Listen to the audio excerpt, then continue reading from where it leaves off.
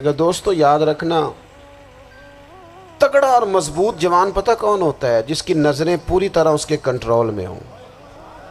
یہ علامت جوانی ہے۔ جس آدمی کا پوری طرح، دو لوگ دنیا میں کبھی کوئی کارنامہ سر انجام نہیں دے سکتے، ایک جو حرام کھاتا ہو، ایک جس کی نظر ناپاک ہو۔ محمد بن قاسم جب یہاں آئے تھے نا، تو ایک دن بڑے پریشان تھے، تو ایک بزرگ کہنے لگے آپ کیوں پریشان ہیں؟ کہنے لگے راجہ دہر سے مقابلہ ہے اور ہماری فوج تو سندھ کے رستے بھی نہیں جانتی، زبان بھی نہیں جانتی، لڑیں گے کیسے؟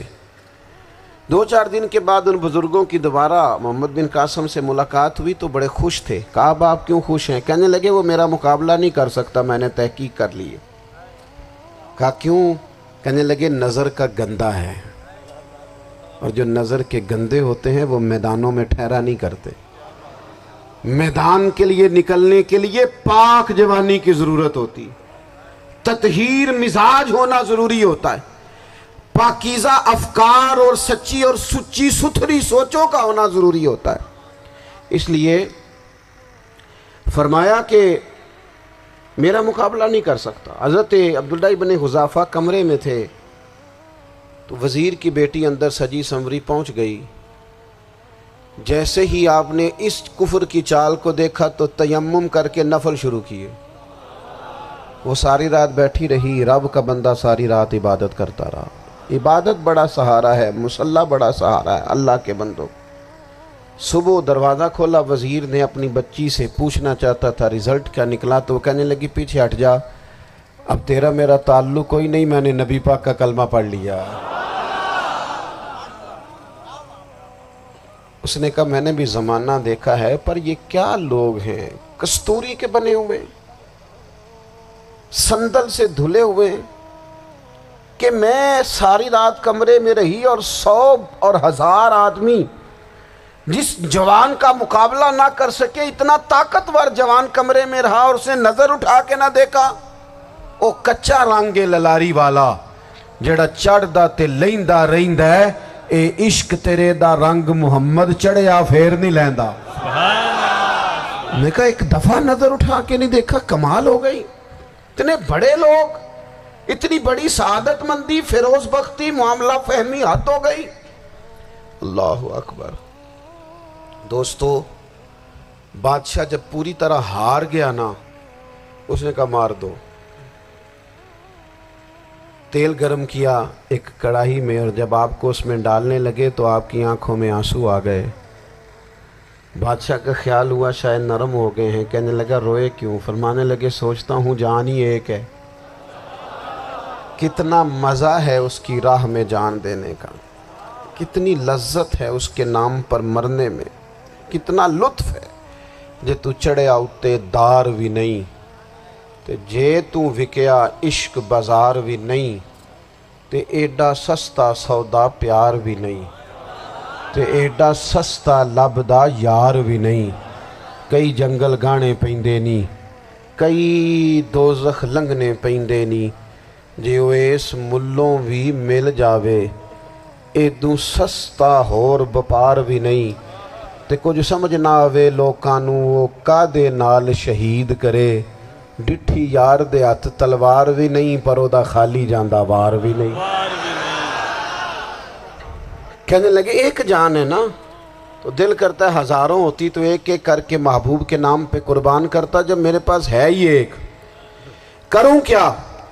حضرت عبداللہ ابن حذافہ رضی اللہ تعالیٰ عنہ جب روئے اور بادشاہ نے یہ بات سنی، تو بادشاہ اٹھ کے کھڑا ہو گیا، سارے وزیروں مشیروں کو کہنے لگا تم نے کہا تھا نا بندہ ضائع کرنے والا نہیں، یہ بھی ضائع کرنے والا نہیں۔ کہنے لگا میرا ماتھا چومو، تم جیسے لوگوں کو قتل نہیں کرنا چاہیے، آزاد کرنا چاہیے۔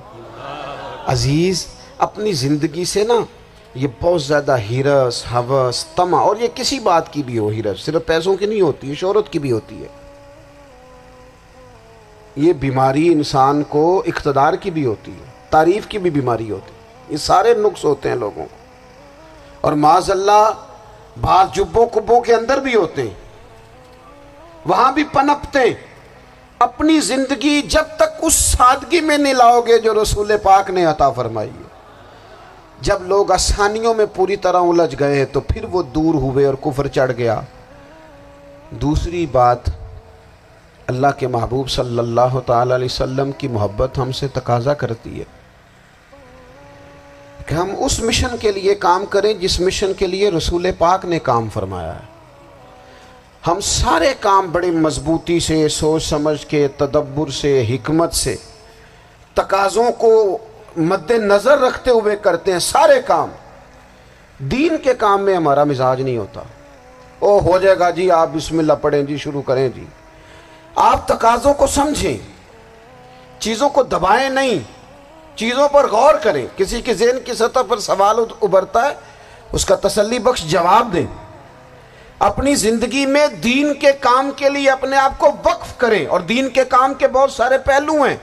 ہزاروں لوگوں کو قرآن پاک ٹھیک پڑھنا نہیں آتا، ہزارہ لوگ ہیں جو قرآن مجید کے مطالب سے آگاہ نہیں ہیں، دین کی بنیادی ضروریات سے لوگ نابلد ہیں۔ میں آپ کو کس طرح یہ بات سمجھاؤں کہ ہزاروں کی تعداد میں طلاقیں اس لیے ہوتی ہیں کہ مردوں کو طلاق کے مسئلے نہیں آتے، انہیں پتہ نہیں ہے کہ مجھے حقوق زوجین کے معاملے میں کیسے چلنا۔ ڈھیر سارے گھروں میں تباہی اس لیے ہے کہ تربیت اولاد کا دینی منہج ہمیں نہیں پتا۔ اپنا حصہ ملائیں دین کے کام میں۔ ایک آدمی کو اگر تو نمازی کرنے میں کامیاب ہو گیا، تیری زندگی بدل گئی۔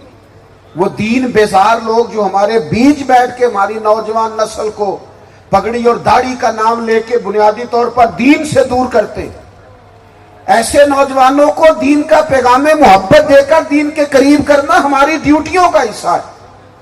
ہمیں ذمہ داری کا احساس کرنا پڑے گا، ہمیں یہ خاص قدم اٹھانا پڑے گا، توجہ دینی پڑے گی۔ مساجد، مدارس، میں آپ سے عرض کروں، اتنی ڈٹ کے مخالفت ہوتی ہے نا مدرسوں کی، اتنی ڈٹ کے۔ میں ادارہ چلاتا ہوں، اس کے چلانے میں جو مشکلات ہیں وہ تو ہم بتا نہیں سکتے آپ کو، اس لیے کہ میری قوم، میرا اس قوم سے تعلق ہے جو نعت خواں امیر کرنا چاہتی ہے، مدرسے نہیں۔ ہاں، نقیب خطیب پیدا کرنا چاہتی ہے، شعر و شاعری کی زندگی کو پروان چڑھانا چاہتی ہے فقط۔